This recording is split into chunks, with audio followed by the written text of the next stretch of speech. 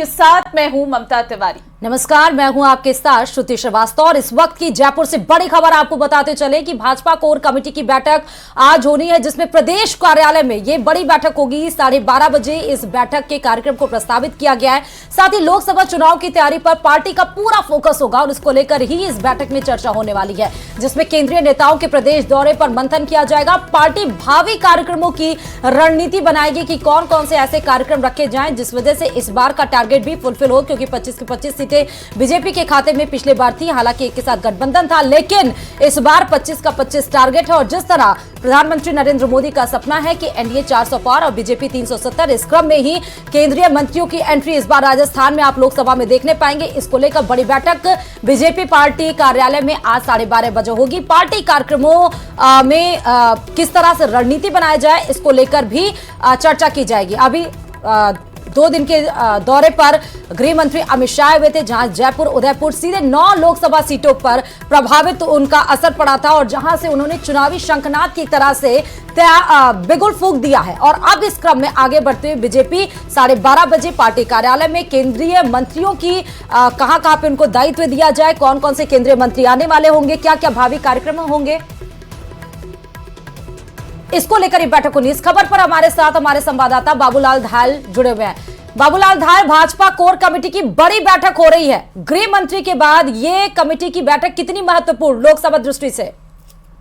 जी, बहुत महत्वपूर्ण है, क्योंकि 2 दिन पहले ही अमित शाह राजस्थान आके गए हैं और बीकानेर, उदयपुर और जयपुर में उन्होंने बड़ी बैठकें ली पार्टी की। तो जो उनको रणनीति में कुछ कमियां नजर आई, उसको लेकर उन्होंने दिशा निर्देश दिए हैं पार्टी के प्रदेश नेतृत्व को और मुख्यमंत्री भजन लाल को कि जिन जिन नेताओं को जिम्मेदारियां दी जानी चाहिए ग्रास रूट लेवल पर, अभी तक जिम्मेदारियों का बंटवारा नहीं हुआ है। तो उसको लेकर के पार्टी बहुत गंभीर है और आज इसी सिलसिले में प्रदेश कोर कमेटी की बैठक बुलाई गई है, जो बहुत ही महत्वपूर्ण है। मुख्यमंत्री भजन लाल शर्मा, प्रदेश अध्यक्ष सीबी जोशी और जो कोर कमेटी के सदस्य हैं, केंद्रीय मंत्री जो राजस्थान के हैं वो, और जो राष्ट्रीय पदाधिकारी हैं, पूर्व के जो प्रदेश अध्यक्ष हैं, वो सारे लोग जो मिलकर पार्टी के वरिष्ठ नेता हैं वो बैठ करके मंथन करेंगे और आने वाले दिनों में किस तरह से ज्वाइनिंग की जो प्रक्रिया है बीजेपी में। ठीक है, बहुत बहुत शुक्रिया बाबूलाल तमाम जानकारी देने के लिए इस खबर पर।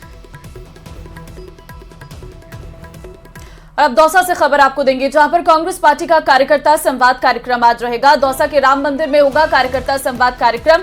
प्रदेश प्रभारी सुखजिंदर सिंह रंधावा, प्रदेश अध्यक्ष गोविंद सिंह डोटासरा, नेता प्रतिपक्ष टीकाराम जूली होंगे शामिल। दौसा लोकसभा क्षेत्र के कार्यकर्ताओं से इस दौरान संवाद भी करते हुए नजर आएंगे। तो कांग्रेस पार्टी का भी कार्यकर्ता संवाद कार्यक्रम ये रहने वाला है। लोकसभा क्षेत्र के कार्यकर्ताओं से संवाद इस दौरान करेंगे। राम मंदिर में होगा कार्यकर्ता संवाद कार्यक्रम दौसा के। आपको बता दें, कांग्रेस पार्टी का कार्यकर्ता इस दौरान मौजूद रहने वाला है। नेता प्रतिपक्ष टीकाराम जूली ये संवाद कार्यक्रम को करने वाले हैं। दरअसल लोकसभा चुनाव से पहले अपने कार्यकर्ताओं को एकजुट करने के लिए, चाहे फिर भारतीय जनता पार्टी हो या फिर कांग्रेस पार्टी हो, लगातार पुरजोर तरीके से कोशिश कर रही है और इसी सिलसिले में दौसा में कांग्रेस पार्टी का कार्यकर्ता संवाद कार्यक्रम रहेगा। संवाददाता आशीष फोन लाइन पे इस वक्त हमारे साथ है। आशीष, कांग्रेस पार्टी का कार्यकर्ता संवाद कार्यक्रम आज है, क्या समय रखा गया है और किस तरीके से ये कार्यक्रम रहने वाला है, क्या रणनीति रहेगी? बिल्कुल, 2 बजे का ये कार्यक्रम है। 12 बजे जयपुर से कांग्रेस के आला नेता रवाना होंगे और 2 बजे से ये कार्यकर्ता संवाद कार्यक्रम शुरू होगा, जो 4 बजे तक चलेगा। यानी 2 घंटे तक वो दौसा लोकसभा क्षेत्र के जो कार्यकर्ता हैं उनसे 1-to-1 संवाद करेंगे। जो टिकट लेने वाले आकांक्षी हैं, टिकट लेने वाले इच्छुक जो नेता हैं, उनसे वो 1-to-1 संवाद करेंगे। कुल मिलाकर जो कांग्रेस पार्टी के जो कार्यकर्ता हैं उनको मजबूत किया जाएगा, ताकि आगामी लोकसभा चुनाव है उसमें कांग्रेस पार्टी अच्छा परफॉर्मेंस कर सके। जो आज का संवाद कार्यक्रम है उसके बाद में ये भरतपुर के लिए रवाना हो जाएंगे, फिर कल भरतपुर में संवाद कार्यक्रम होगा। ऐसे में कांग्रेस पार्टी अब पूरी तरह लोकसभा चुनाव के लिए तैयारी कर रही है। और आज का जो कार्यकर्ता जो संवाद कार्यक्रम है, इसमें दौसा लोकसभा क्षेत्र के कार्यकर्ता होंगे। तो दौसा लोकसभा क्षेत्र में कुल 8 विधानसभा क्षेत्र आते हैं, जिसमें 5 विधानसभा क्षेत्र दौसा जिले के हैं। इसके अलावा अलवर जिले का थानागाजी विधानसभा क्षेत्र महत्वपूर्ण है ये संवाद कार्यक्रम। बहुत धन्यवाद आपका तमाम जानकारी देने के लिए। और अब अगली बड़ी खबर कोटा से है, जो आपको बताते चले, जहां पर कांग्रेस विधायक आज आंदोलन का आगाज करेगी। और इन दिनों देखा जा रहा है कि कांग्रेस राजस्थान में कुछ ज्यादा ही एक्टिव मोड में नजर आ रही है। कल जिस तरह कांग्रेस के युवा कार्यकर्ताओं ने आंदोलन किया था, आगाज किया था, तो अब इस क्रम में आगे बढ़ते हुए कांग्रेस विधायक आंदोलन का आगाज करेगी। और ये आंदोलन जो आज कांग्रेस कार्यकर्ता करेंगे, उसमें नहरी पानी हाड़ौती में जो एक बड़ा मुद्दा बनता जा रहा है, उसको लेकर यह आंदोलन का आगाज किया जाएगा। जहां खेतों में टेल तक पानी नहीं पहुंच रहा है, नहरी पानी, और इसको लेकर कांग्रेस अब किसानों के लिए ज्यादा चिंता नजर आ रही है उनकी। और कोटा ग्रामीण के एकमात्र कांग्रेस विधायक इसका प्रदर्शन करेंगे। देखना है कि कितना तादाद और जिस लक्ष्य के साथ ये प्रदर्शन किया जाएगा, क्या वो पूर्ण हो पाता है या फिर नहीं। समर्थकों के साथ सड़क पर उतरकर आंदोलन का आगाज आज किया जाएगा। साथ ही एसडीएम कार्यालय के बाहर प्रदर्शन कर धरना देंगे कांग्रेस के कार्यकर्ता और कांग्रेस के विधायक। इस खबर पर हमारे संवाददाता हिमांशु जुड़े हुए हैं। हिमांशु, आज कांग्रेस विधायक का आंदोलन होगा हाड़ौती नहरी पानी को लेकर। देखिए, आपको बता दें कि फिलहाल जो इटावा का इलाका है, उसमें टेल क्षेत्र के अंदर पानी की एक बड़ी समस्या है, जिससे किसान रूबरू हो रहे हैं।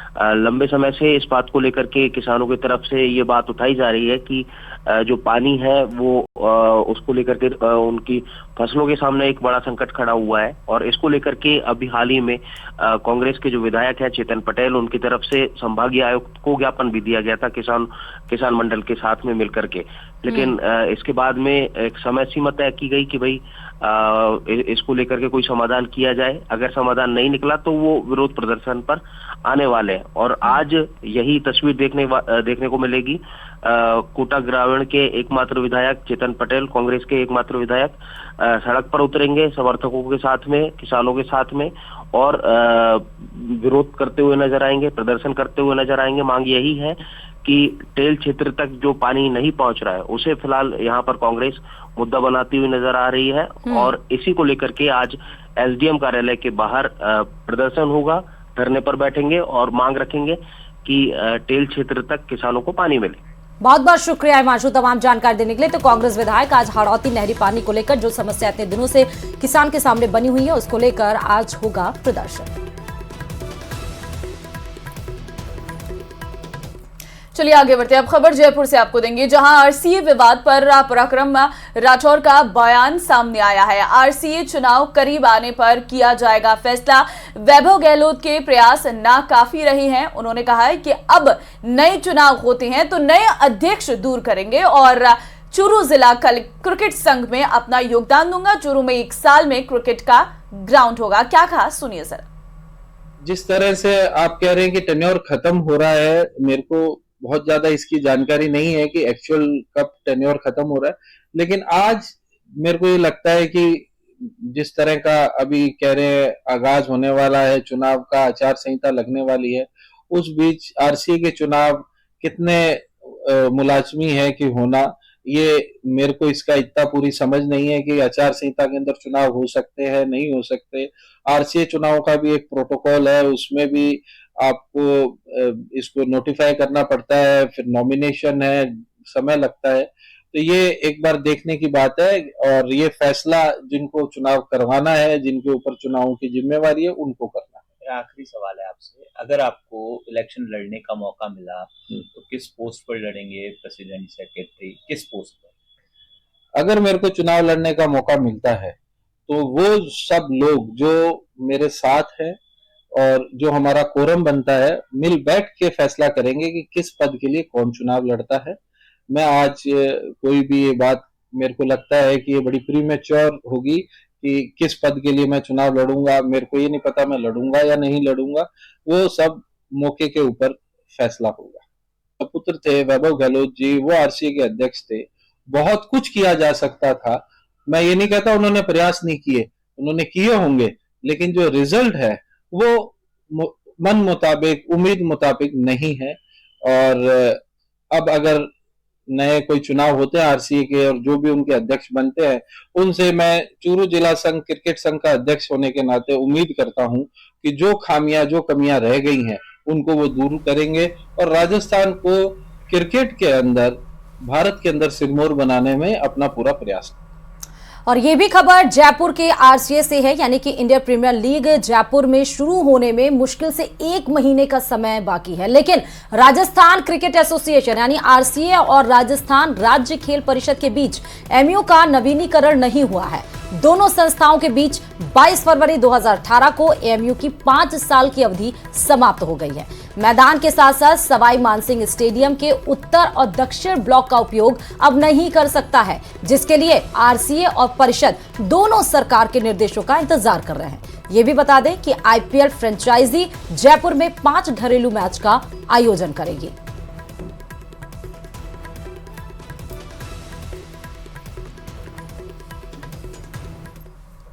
खबरों में आगे बढ़ते हैं। भाजपा सरकार में ऊर्जा मंत्री हीरालाल नागर 1 दिवसीय दौरे पर भीलवाड़ा पहुंचे, जहां भाजपा जिला कार्यालय पर ऊर्जा मंत्री नागर का भाजपा कार्यकर्ताओं ने भव्य रूप से स्वागत किया। इस दौरान उन्होंने भाजपा कार्यालय में भाजपा कार्यकर्ताओं के साथ आगामी लोकसभा चुनाव को लेकर एक अहम बैठक भी ली और जिसमें उन्होंने कार्यकर्ताओं को आवश्यक दिशा निर्देश भी दिए। वहीं न्यूज 18 से खास बातचीत करते हुए ऊर्जा मंत्री हीरालाल नागर ने कहा है कि लोकसभा चुनाव को लेकर भाजपा की पूरी तैयारी है और इस बार पिछली बार की तरह 25 सीटों का रिकॉर्ड कायम रखेगी और पूर्ण बहुमत के साथ भाजपा सरकार बनाएगी। राजस्थान सरकार में राज्य ऊर्जा मंत्री और लोकसभा भीलवाड़ा के प्रभारी हीरालाल नागर जी हमारे साथ हैं, भीलवाड़ा पहुंचे हैं। जिला अध्यक्ष प्रशांत भीलवाड़ा के नेतृत्व में भव्य स्वागत हुआ है, इनसे बात करते हैं। तो स्वागत है भीलवाड़ा में आपका। सर, क्या तैयारी है? लोकसभा चुनाव नजदीक आ चुके हैं, क्या 25-0 वापस रिपीट किया जाएगा? किस प्रकार से संगठन तैयारी कर रहा है? देखिए, हमारी संगठन की तैयारी निरंतर चलती है। चुनाव नजदीक हो तब भी और चुनाव दूर होते हैं तब भी। राजस्थान में हम पहले भी 25 की 25 सीटें जीते थे, तब हमारी यहाँ सरकार नहीं थी, विपक्ष में रहते हमने 25 सीटें जीती थी। इस बार हम सरकार में हैं तो निश्चित है इस बार और अधिक बहुमत से 25 सीटें तो जीते ही सी, लेकिन उसके बहुमत का अंतर, मतदान का अंतर और मत प्रतिशत का अंतर बहुत बड़ा होगा। सर, ऊर्जा मंत्री हैं तो कहीं ना कहीं भीलवाड़ा में उद्योग नगरी भी भीलवाड़ा को कहा जाता है। पिछले कई सालों से कई उद्योग पलायन भी कर गए हैं ऊर्जा की कमी के कारण। गर्मी का सीजन भी आ रहा है तो कहीं ना कहीं जो बिजली कटौती होती है, कोयले की जो कमी लगातार बनी रहती है, क्या इस बार ऐसा कुछ नहीं होगा? ऐसा क्या किया जाएगा जो आम जनता को राहत मिल सके, भीलवाड़ा के उद्योगों को राहत मिल सके? देखिए, भीलवाड़ा का उद्योग निश्चित रूप से बहुत महत्वपूर्ण है और औद्योगिक क्षेत्र में भीलवाड़ा ने जो प्रगति करी है उसको ध्यान में रखना, यहाँ की समस्याओं का समाधान करना सरकार की जिम्मेदारी है। कि जो समस्याएं हैं उसका भी हम समाधान करेंगे और उनको निरंतर निर्बाध बिजली मिले तो उसके लिए भी पूरा प्रयास करेंगे। वीडियो जर्नलिस्ट अंकुर सनाटी के साथ राहुल कौशिक, न्यूज 18 भीलवाड़ा।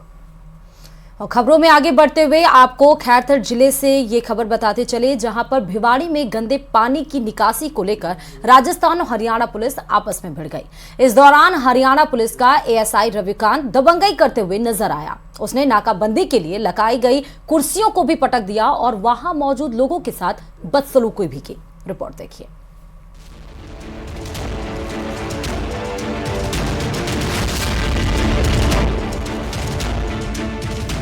ये है हरियाणा पुलिस के धारूहेड़ा थाने में तैनात कांस्टेबल रविकांत, जो राजस्थान पुलिस के साथ साथ मौके पर मौजूद लोगों से भी बदसलूकी कर रहे हैं। पहले कैमरे में कैद उनकी दबंगई को दिखाते हैं और उसके बाद बताएंगे कि आखिर पूरा माजरा क्या है।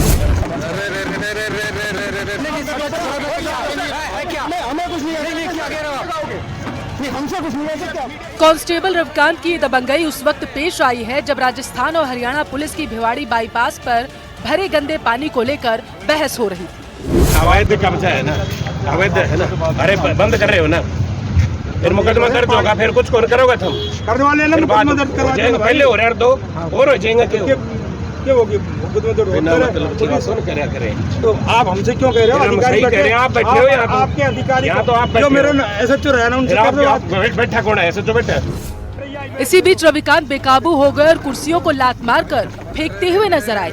इतना ही नहीं, राजस्थान पुलिस ने नेशनल हाईवे 919 पर वाहनों को बाईपास से डायवर्जन के लिए जो बैरिकेड्स लगाए थे उन्हें भी हटा दिया। आप सड़क पे खड़े दबंगई का आलम ये था कि कांस्टेबल रविकांत राजस्थान पुलिस के साथ साथ वहां मौजूद मीडिया कर्मियों से भी बदतमीजी करते दिखाई दी। जब उनका विरोध किया गया तो कांस्टेबल रविकांत मीडिया कर्मियों से भी लड़ने के लिए तैयार दिखे। है क्या? हमें कुछ नहीं क्या कह रहे हो आप? नहीं, हमसे कुछ नहीं कह सकते आप। उनसे कुछ ही बोलो आप। प्रशासन से बात कीजिए। प्रशासन से बात कीजिए, हमारा काम है, हम अपना काम कर रहे हैं। भिवाड़ी पुलिस के जवानों ने इसकी सूचना तुरंत ही उच्च अधिकारियों को दी, जिसके बाद यूआईटी थाना अधिकारी सचिन शर्मा मौके के लिए रवाना हुए।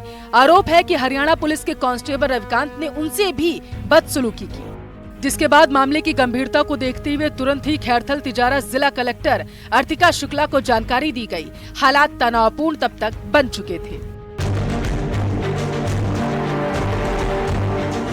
आपको बताते चले कि भिवाड़ी बाईपास पर पिछले 8 महीने से जल भराव की समस्या है। आरोप है कि हरियाणा प्रशासन ने भिवाड़ी की कंपनियों से निकलने वाले गंदे पानी को बॉर्डर पर रैंप बनाकर रोक दिया, जिसके चलते ये समस्या पेश हो रही। लेकिन बुधवार दोपहर को गंदे पानी को लेकर राजस्थान और हरियाणा पुलिस आमने सामने आ गए। अलवर से राजेंद्र शर्मा, न्यूज़ 18 राजस्थान।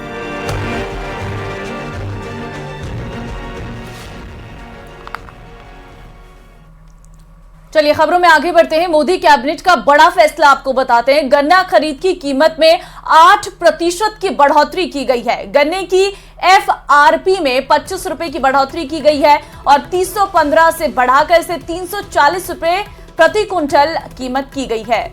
तो गन्ने की FRP को बढ़ाया गया है। मोदी कैबिनेट का ये बड़ा फैसला, गन्ना किसानों को बड़ी राहत यहां पर सरकार ने दी है। बड़ा फैसला लिया गया है। गन्ना खरीद की कीमत में 8% की बढ़ोतरी की गई है। गन्ने की FRP में 25 रुपये की बढ़ोतरी की है, 315 से बढ़ाकर इसे 340 रुपए प्रति क्विंटल कर दिया गया है। तो 8% की बढ़ोतरी यहां पर साफ तौर पर देखने को मिल रही है। ये बड़ी जानकारी आपको दे रहे हैं। फिक्स रेट प्राइस है और मोदी कैबिनेट का यहां पर एक बड़ा फैसला, गन्ना खरीद की कीमत में 8% की बढ़ोतरी की गई है। लगातार किसान एक तरफ हम देख रहे हैं कि कई चीजों को लेकर, MSP को लेकर विरोध किसानों का लगातार जारी है। दूसरी तरफ सरकार की एक कोशिश है कि किसानों को कहीं ना कहीं फायदा पहुंचाया जाए। वो गन्ना सीजन जो आगामी गन्ना सीजन है उसके लिए जो मूल्य तय करने का निर्णय किया गया है, 1 अक्टूबर 2024 से लेकर 30 सितंबर 2025 की अवधि में चीनी मिलों द्वारा किसानों को गन्ने का उचित और लाभकारी मूल्य यानी कि FRP निर्धारित किया गया है।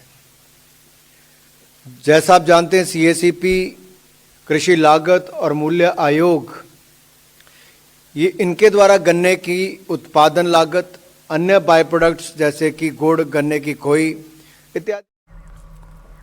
और अब बात मरु महोत्सव 2024 की कर लेते हैं, क्योंकि जैसलमेर में ही 3 दिवसीय मरु महोत्सव 2024 का आज से विधिवत आगाज होगा।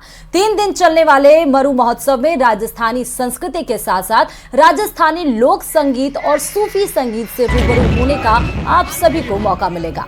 जैसलमेर में सुबह 8:30 बजे सोनार दुर्ग में स्थित लक्ष्मीनाथ मंदिर में आरती होगी। फिर उसके बाद 9:30 बजे गरीसर तालाब से पूनम सिंह स्टेडियम तक शोभा यात्रा निकाली जाएगी। उसके बाद का कार्यक्रम बता दें, शहीद पूनम सिंह स्टेडियम में 10 बजे गोल्डन बैलून छोड़कर महोत्सव का आगाज होगा और इस दौरान कई सांस्कृतिक और प्रतियोगिताओं का आयोजन होगा। दोपहर 2 बजे से आई लव जैसलमेर फाउंडेशन की ओर से डाइन विद जैसलमेर का आयोजन होगा और फिर शाम 6:30 बजे स्टेडियम में आइकन्स ऑफ जैसलमेर का सम्मान किया जाएगा। शाम 7 बजे से रात के 10 बजे तक सन ऑफ द साइल्स कार्यक्रम का आयोजन होगा और फिर लोक कलाकार और बॉलीवुड सेलिब्रिटी परफॉर्मेंस देंगे।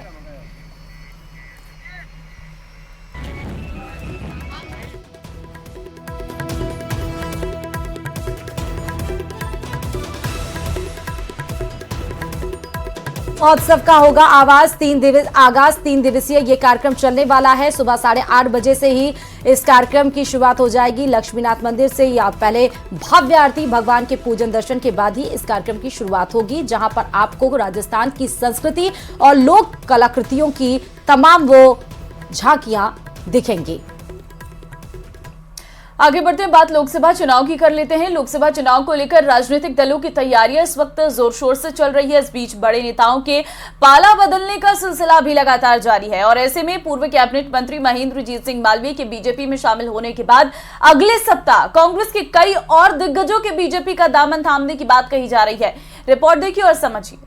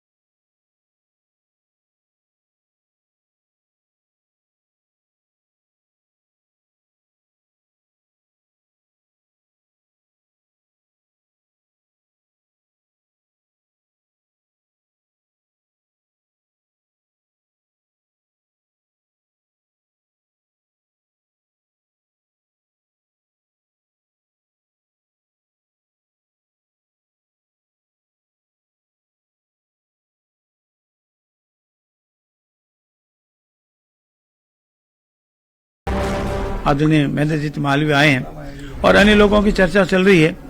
आगे आगे देखते हैं होता क्या है।